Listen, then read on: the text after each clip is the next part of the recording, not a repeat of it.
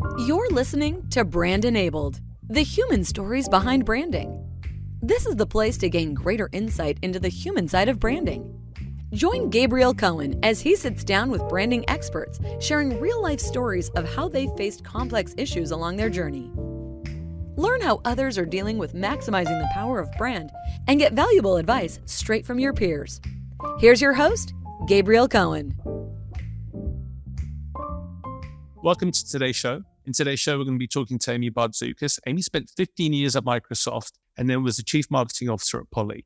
A lot of the stories that Amy is going to be talking about today are about the brand experience that she had at Poly when Poly went through a merger with Plantronics, how she got to the name, how she was able to influence and get executives on board with some of those decisions, and a real harrowing story for anyone who works in brand, almost like a worst nightmare when it came to their logo. Amy actually works at WiTricity today, where she's the Chief Marketing Officer. WiTricity is a company that came out of MIT and is revolutionizing the way we're going to be charging our cars, our electric vehicles in the future. I hope you enjoyed today's episode with Amy. Please follow and drop us any questions if you have any ideas or topics that you'd like us to focus on in the future.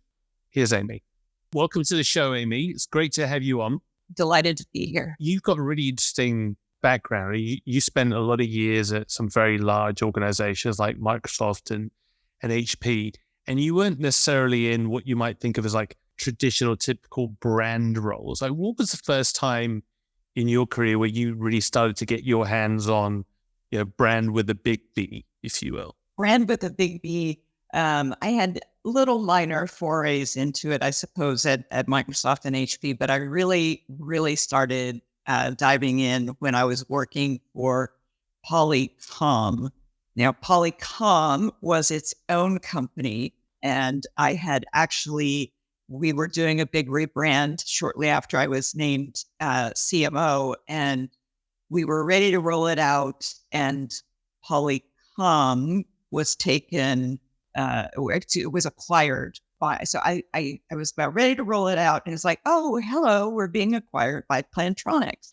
And so, great, I had done all of this work. It was the first time I'd really gotten, and nobody ever saw the light of day. So then when Plantronics bought Polycom, we had to rename the company. We had to rebrand this combined company to equal size companies. So all of the standard like lead hordes, reverse lead hordes, put them together and you come up with Polytronics or Plancom, or, nothing was really going to work. And so that company, the combined company, we rebranded as Poly, and it was an amazing adventure. So I think most of us, be above a certain age, maybe, I'm trying to think, when above 25, probably all recognize the Polycom brand, but think about it in a narrow form, right? Just it was the precursor to video, right? It was just when it was just voice.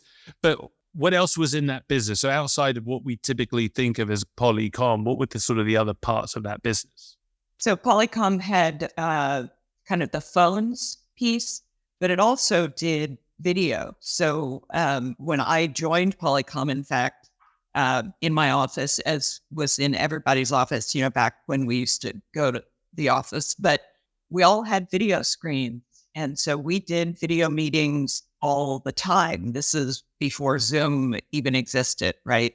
And so the video was a big part of the company, but it was expensive. It was a complicated install. It was on-premises servers. Like, this sounds like, prehistoric times now to talk about it, but we were really early advocates that you could, actually work from anywhere. So that was a big part of Polycom. Of course, the conference phones were, Polycom basically invented the conference phone. And that was a great thing. Part of the problem with it was that they never broke. So you can still go into somebody's conference room today, and I can tell you that phone is 20 years old and it still works fine, right? And then there were desk phones as well. So all kinds of phones that were sold through different telephony providers. If I close my eyes and really think about it, I can probably hear the sound of a Polycom phone, like especially the internet, the internet over IP phone ringing. I think I still have that sound in my ears. Yes. Yeah.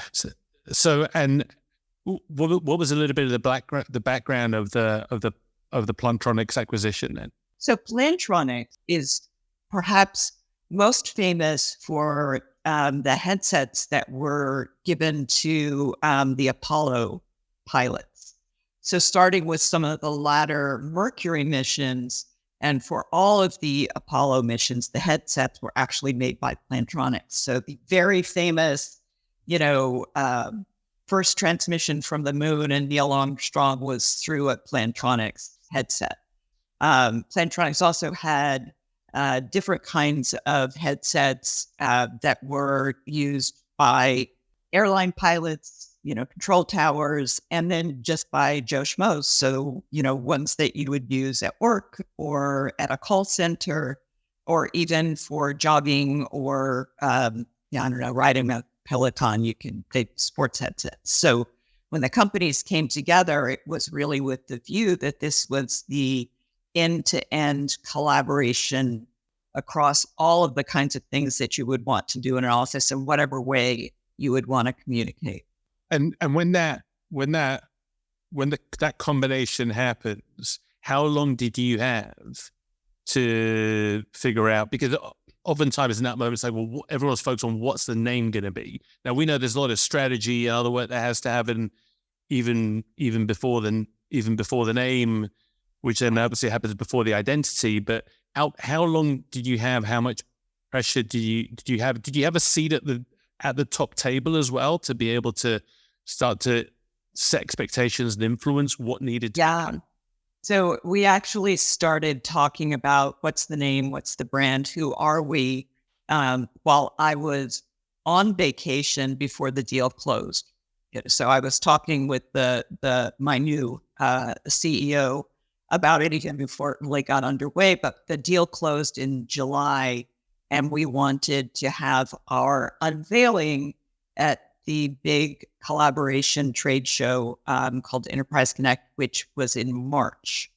So not a long time to get soup to nuts. And, as with any branding, there's the fun part, the creative part, the what does it look like? How do we bring this all together? And then there's the really less fun stuff about legal entities and it's not just rolling the brand out with splashy ads, but you've got to think about physical plants. And we had signs on buildings, global companies. So everything had to be first inventoried.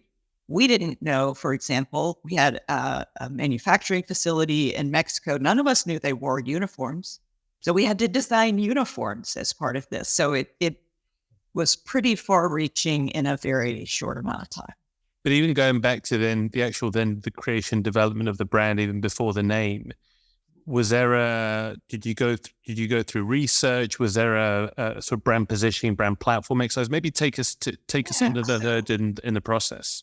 It was extremely fortunate when, we announced that the deal was going to be done at Polycom. I had our annual brand tracker was about to go out. So we, grabbed it back and were able to add some questions in. Plantronics similarly was about to do one. So we let them both run. We looked at both of them, and we were able to have very fresh, very accurate data on brand awareness of both Plantronics and Polycom. What did people know about them? What did they think about them? And it really informed early on how to think about the brand, because what we learned was both brands were very well known in their respected spaces. Both brands were very respected, but neither one of them had a particularly emotional connection.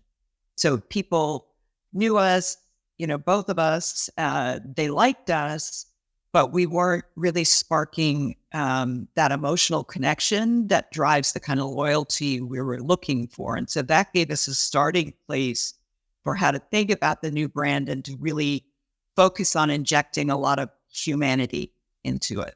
And then when you moved into how was that articulated then through a story? Was there like a core single-minded idea that represented the new brand truth? It was really about making human connections because, what we did with video at that time was still relatively new. And so highlighting the fact that your headsets or your phones or your video screens shouldn't get in the way of what you're trying to do, which is actually connect with other people.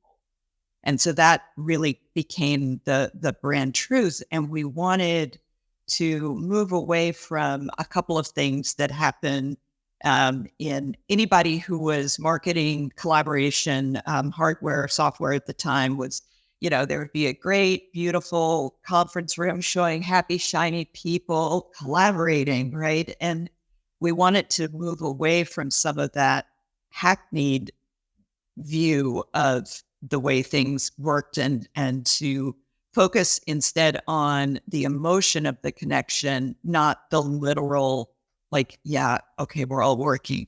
And we were doing some early shoots and I had to keep going into the conference room because I would walk out and the team would make the guy take his phone out of his pocket. And, they were constantly going around cleaning the lipstick off the mug. And we know, this is real. These are real. We have to have real people here, real connection. Yeah, human means leaning into those imperfections as well. And then what about the decision then to go forward with, how do you arrive to the decision to move forward with Poly and take us even into some of the conversations that must have been very interesting around the fact that you weren't going forward with a net new name. You were carrying the equity over from one of the core brands, but with a slight modification, but essentially killing the other brand that you said Neil Armstrong had initially communicated the moon landing. It was a tough call. Initially, we had thought we would either go with Plantronics or Polycom. That was we were trying to, and there was a lot of emotion around that. And both companies had storied histories. Both companies had long tenured employees who felt very, very connected to their brands. And we were we were struggling with this. And I have to hand it to the agency that we worked with. It was Profit at the time, but the guy who was running the team with us said, "Have you thought about Poly?" And we were like, "Huh, wow," and then we started thinking about the many ways that we're helping people to connect and the many stories that both companies had. And so we were able to really start to see how Poly, meaning many, kind of played across all of the pieces. And then as we translated that into the logo and the story, we were able to build this logo that was like a propeller that kind of leaned into the aviation past and present. And it started to become a very compelling and easy to tell story to employees. And that started to make the difference. We also leaned into legacy in terms of some of the colors we chose. So the Plantronics had an orange that they called lava. Polycom was all about red. So we killed the red, kept the orange. And so we were bringing in pieces from both sides to really try to show that this was a union. It's funny you tell the story of the orange because one of my first ever projects was working on the AT&T acquisition of Singular. And it was very similar in the sense that we sort of killed the Singular brand. I still remember my brand strategy professor from business school calling me up going, "You've destroyed $12 billion of brand equity here." But yet explained to him the business strategy that we were moving more to this notion of bundling. So you needed to carry forward a single brand. But what really connected with me was it was a very similar strategy, which is what are some of the equities that we can carry forward, not only to keep that brand alive, but as a way to tell that story to all the Singular employees, so they still felt that sense of connection. Funnily enough, it was also an orange that was layered into the AT&T brand. Yeah, orange is a personal favorite color of mine, but it can be hard to do right. Why is it a favorite? I just find it incredibly optimistic. And I would be lying if I didn't also say that I'm a little bit of a fan of kind of Hermes orange and that. Yeah, so there you go. They probably don't call it Hermes orange, do they? We probably need to look into that. It probably has a different. I probably got something much more French. So did you find that then in reality that was able to appease some of the Plantronics people? Because even though you didn't go with the Polycom name, there's obviously that association is much closer tied into Poly. Yeah. So, when we rolled everything out, the Polycom people who were unhappy and the Plantronics people who were unhappy with the new brand and style and everything were roughly equal. So I felt that was a success. We've managed to, irritate, both sides. But one of the things that was really, really important and something that anytime you're doing a major rebrand is HR needs to be your best friend.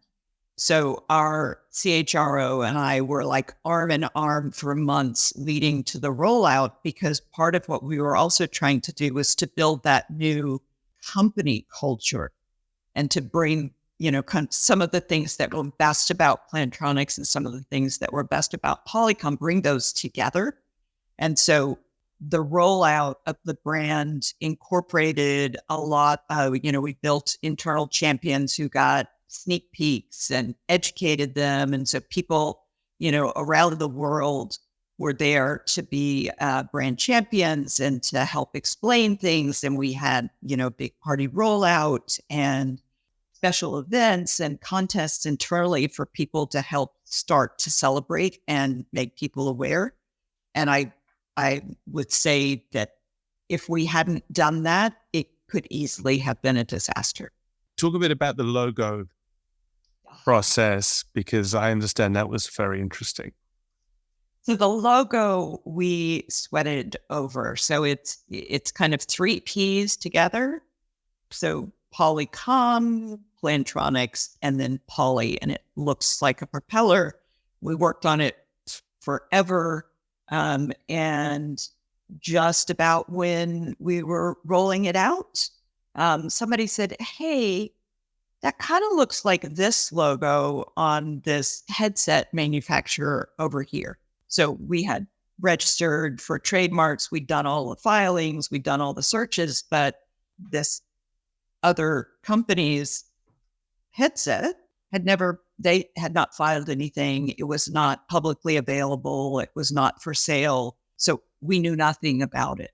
All right. So it's not like it wasn't in any way a lapse as part of the process of doing the competitive due diligence. It was one of those moments where something was being almost developed in parallel.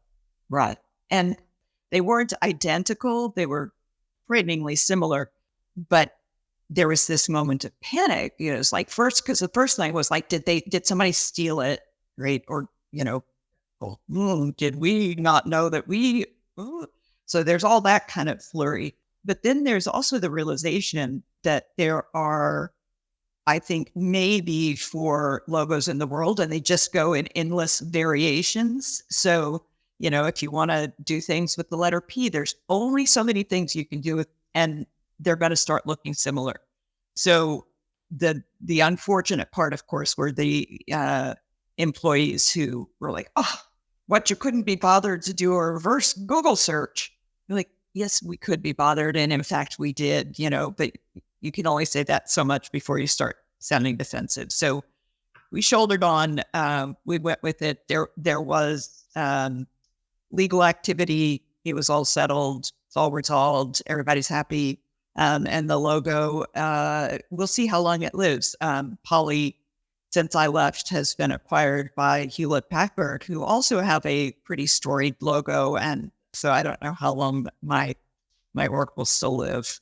So what are your big learnings as you think about what that experience brought you in terms of logos? You mentioned this notion of there just being 4 logos. Like, what it's might be harder to describe it than show, but how did you sort of get to that?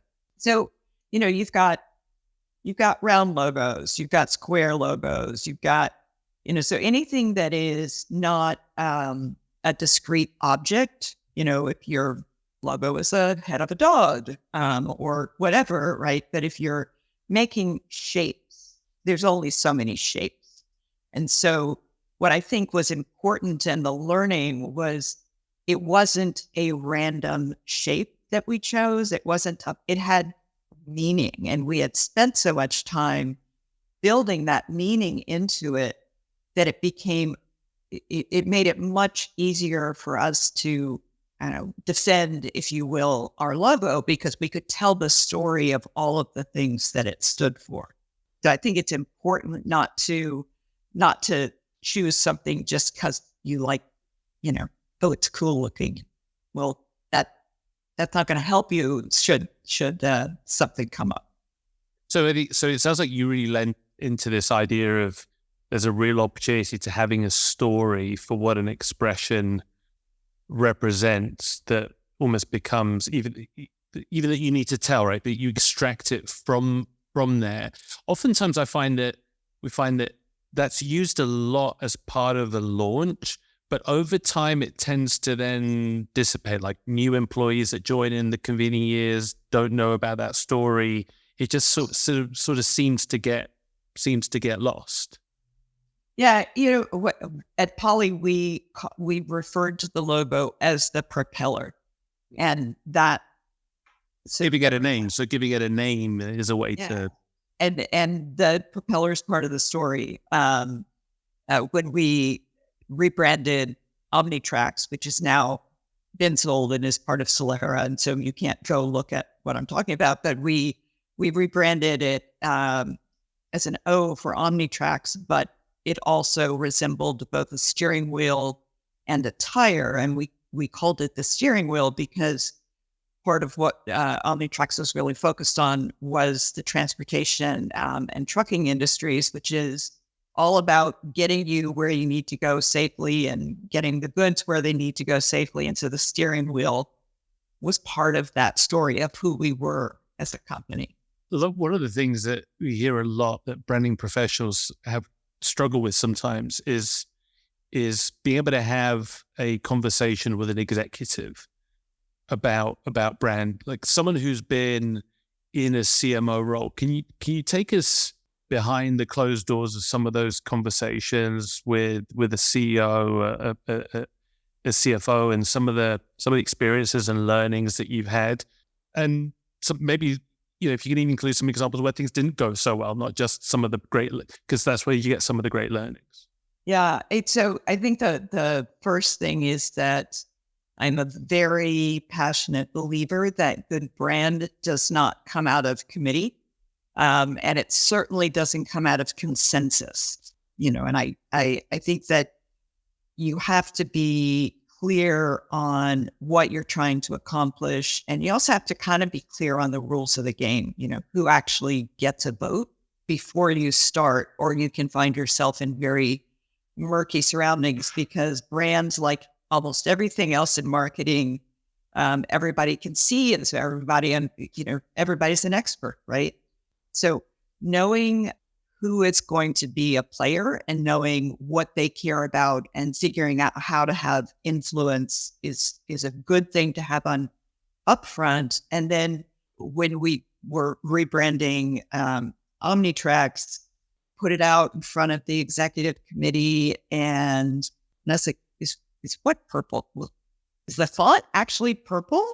And I said, well, we really think it's more indigo. And they're like, purple?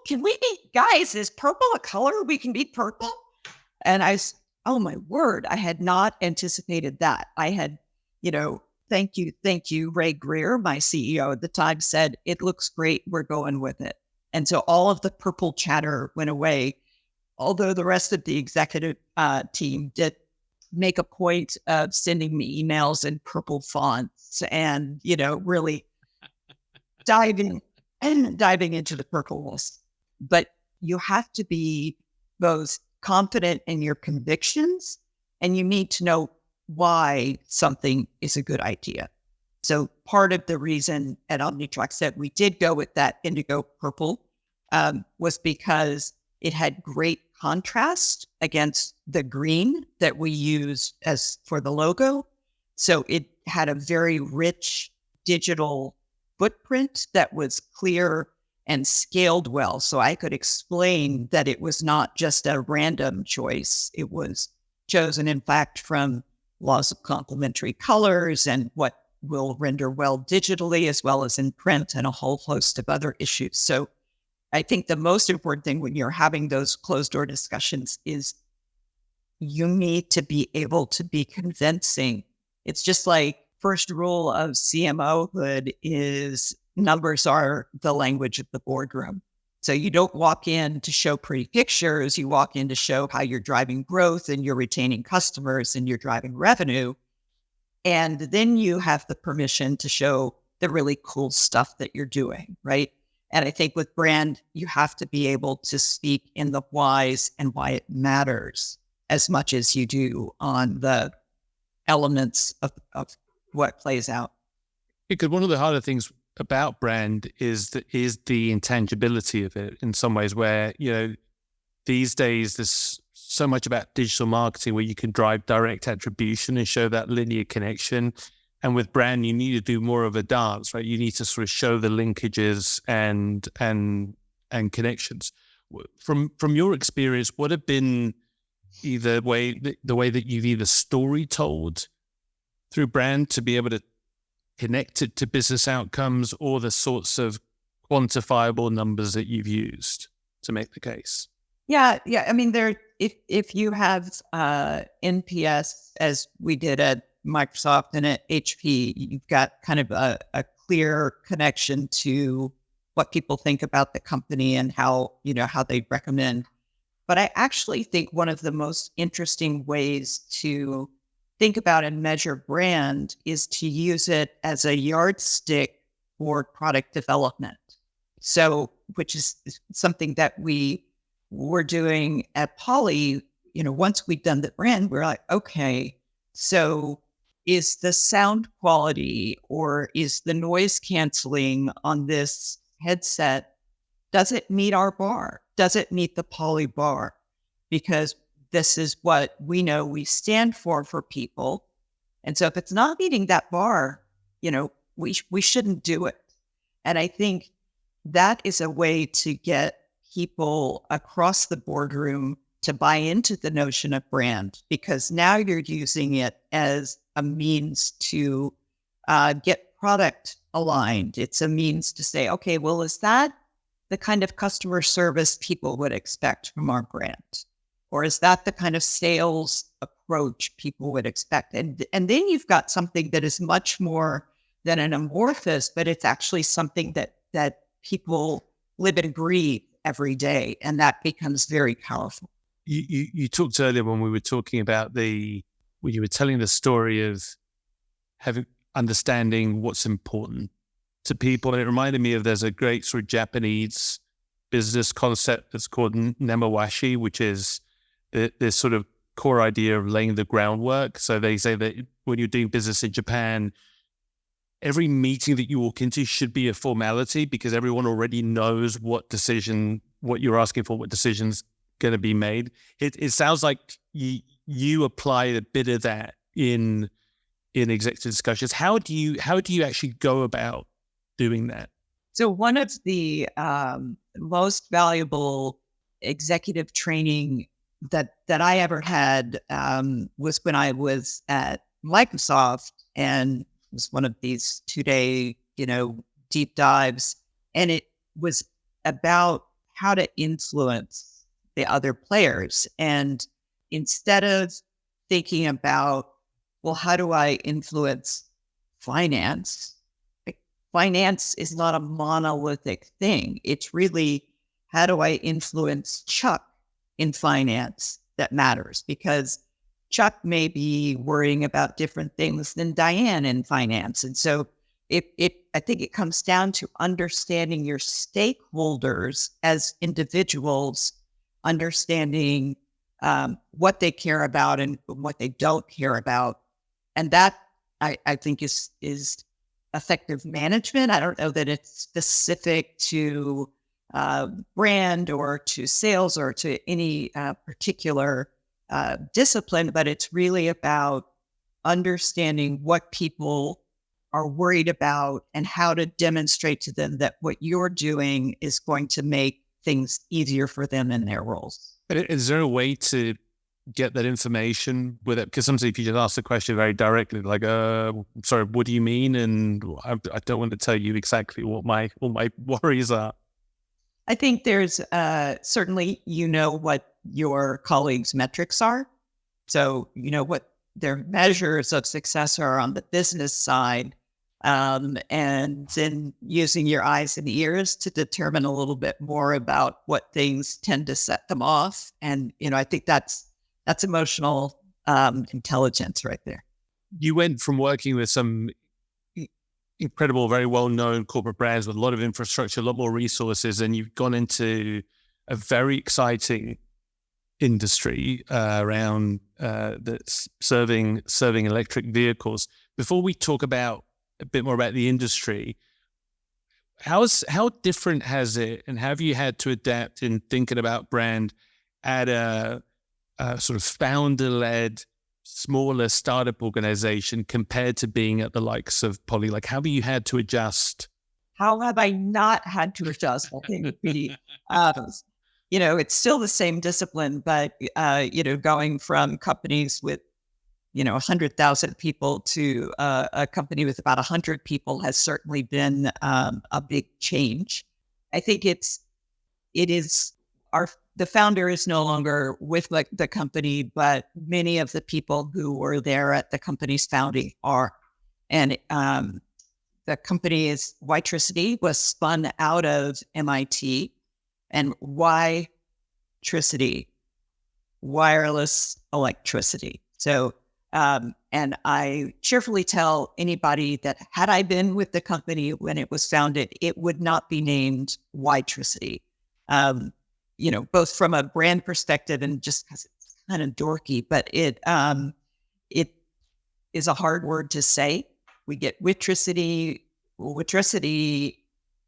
WiTricity, like all kinds of variations. Doesn't particularly localize well, but what we're doing is really, really cool.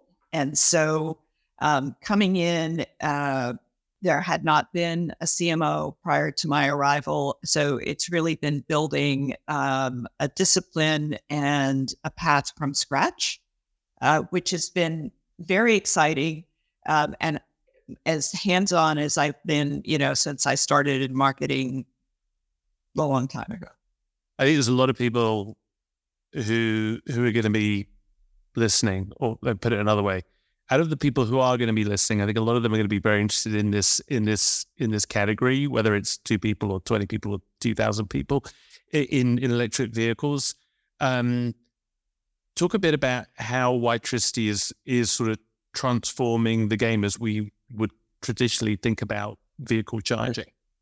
Yeah, so really one of the number one objections to EVs as a general case in the US is the hassle of charging.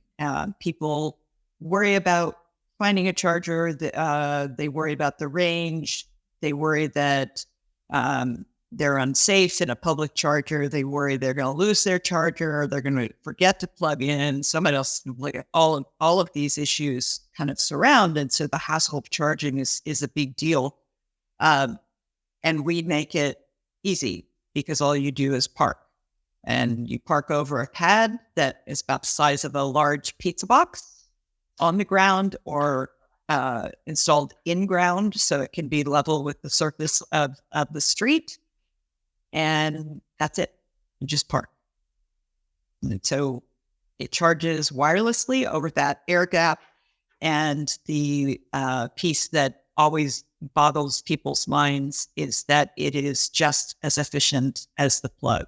So the first thing people will say is, well, it's got to be inefficient because you know what, your phone charger is not as fast as plugging it in. It's a different technology, and it is just as efficient. And it's pretty magical. You know, when I get to go to our HQ, we have a couple of vehicles there that we've upgraded to support wireless charging, and that becomes the vehicle that you drive while you're in town. And you get to the office and you park and you come out at the end of the day and you've got a full battery. It's just pretty amazing. It seems like such a no-brainer. Why isn't this everywhere? And why, when it comes to then adding additional charging, that they're still adding the traditional? What? That's something that still sort of boggles my mind a bit. So I think the first, there's a couple of different answers. So I'll start with the fact that automakers are risk averse, right? It's a vehicle that needs to be safe, it needs to be proven. And until just a few years ago, it wasn't entirely clear how broadly electric vehicles were going to take off. And so a lot of the automakers are kind of like, going to wait and see. You know, they spend a fair amount of the time looking over their shoulder, seeing what the other guys are doing, and trying to figure out. One of the keys to get over that hesitancy was to have a standard. And so WiTricity worked for the better part of a decade with the Society of Automotive Engineers to set the standard. So that standard was ratified in 2020. And as we speak here in April of 23, that ratification in 2020 in auto years was like yesterday. So they're all working on it. And we have seen vehicles come to market in Asia that have wireless charging from the factory. We have done some aftermarket upgrades, and we'll continue to do that, and partnering with others to do that as well. The second thing about charging is human nature, where anything that is new, we interpret right through what we already know. And so we know how to put a plug in the car to fill it with gas. And so it's human nature to default to an idiom that we've already understood. When you think about it, the reason you go to a gas station to fill your car is because gas is noxious, flammable, and very dangerous. So you don't want that in your garage or your driveway, right? Electricity is in your garage and your driveway and at the mall and really everywhere you go in a settled environment. Electricity is now there. So why do you make it a chore to go someplace? So as people kind of get over that, oh, I don't have to go to a gas station anymore. Then we start getting people to go, oh, well, I can bring wireless charging really any place that I'm already parked. Cars are parked 95% of the time. I don't need a plug, right? So we're seeing people go through the cycle, and people who have been early adopters of electric vehicles will tell you one of the things they wish people knew was you really don't have to go to a gas station or a charging station very much. Now, of course, the exceptions are for people who are going long distances. You need a fast charger there. Or for people who don't have a dedicated parking space, then you need public parking infrastructure. But it doesn't have to be at low. Right, so people are obsessed still with this notion of fast charging as opposed to And if you want to use a gas station model, it has to be fast. But if you filled your car with electrons as quickly as you fill your car with gas, that's like the power of 40 homes in, upstate New York that you're putting in your car in 5 minutes. That's ridiculous. That's a huge amount of energy.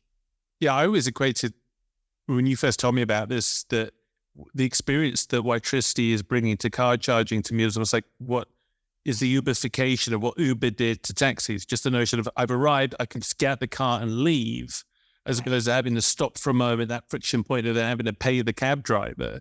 It's the same, like I don't have to come in and actually charge it. I park and you park and go. So we have in our family been driving electric cars since 2014. So we've been after it for a while. And last week, I forgot to plug in the car before we went to bed. And next morning, my husband is like, kind of had places to go today, and I was like, yeah. So as soon as I can get the WiTricity kit in my house, that problem will go away. Amy, let's finish with what I call the wisdom round. So a couple of sort of rapid fire questions. What advice would you have loved to have given a younger Amy? I was going to say 30-year-old Amy, but that would have been 5 years ago. So I was going to say a younger Amy. I think that having the courage, have the courage of your convictions, but know why you are convicted. It's not enough for you to believe it to be so, but you need to know the reasons why you believe it, because then you're much more able to stand up for whether it's your work or your beliefs or your ideas, if you can express them intelligently to people with a justification. That would be the first one. And the second one would be get rid of that. Are you coming to dinner today? Ending at the end of your sentence, much younger in your career. What's the right way to say that? That'd be, are you coming to dinner? So is that a California reference? I'm trying to understand exactly what. It's something that is endemic in women in particular, okay, where we do these little things to kind of not be offensive and, go take up space. It's okay. Got it. What would you describe as being like your core leadership principles? I am a big believer in team, and as a leader, I try to be player coach. My preference is for me to be able to tell my leaders, this is where we're going. This is why we're going there. This is your role. Now you do it. But you have to give people the why. Some people will blindly do whatever you say, but you're going to get a lot more creative and collaborative engagement with your team if you tell them why you want them to do something, not necessarily how to do it. What's the best feedback you've ever been given? Oh, wow. I was great to hear somebody tell me, we know you're smart, but that's not enough, right? We need the results. Where do you go for learnings to stay up to speed with what's going on in marketing and business? I read everything. My only challenge is I often can't remember where I read it. It could have been in Harvard Business Review. It could have been in Vogue. It could have been in some random marketing newsletter that I get in my inbox, but I just read everything. And I think I am grateful as all get out for my one superpower, which is that I read extraordinarily quickly. And so I can consume vast amounts. I get very impatient if I have to watch video to learn something, I read it 3 times as fast as you could say it to me. Any secrets that you have around getting the best of your agency partners? And it comes down to the brief. I think more than anything else, if you're working with an agency and you have not done the hard work of getting the brief good and tight, you're going to be either lucky or disappointed. I'll give a big shout out to someone who I read a lot, and that's Mark Ritson, who writes for Marketing Week in the UK. And this is one of his biggest bugbears. There was a study done last year that was called Better Briefs, where they asked 100 or so agency people and 100 or so agents, client side. And they asked the client side people, how good do you think you are at writing briefs? And they asked the agency people, how good do you think that clients are at asking briefs?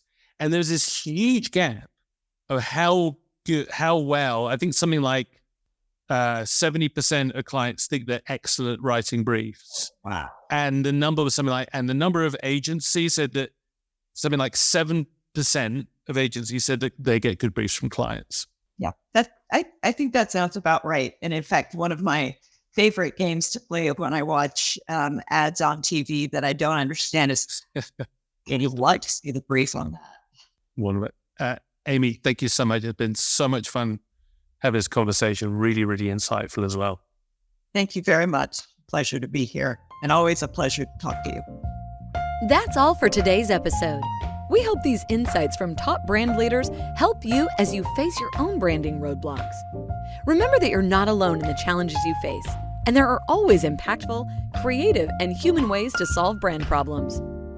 If you would like to further connect with fellow elite brand leaders and join our community, send an email to gcohen@monocle.com. Thank you for joining us. See you on the next one.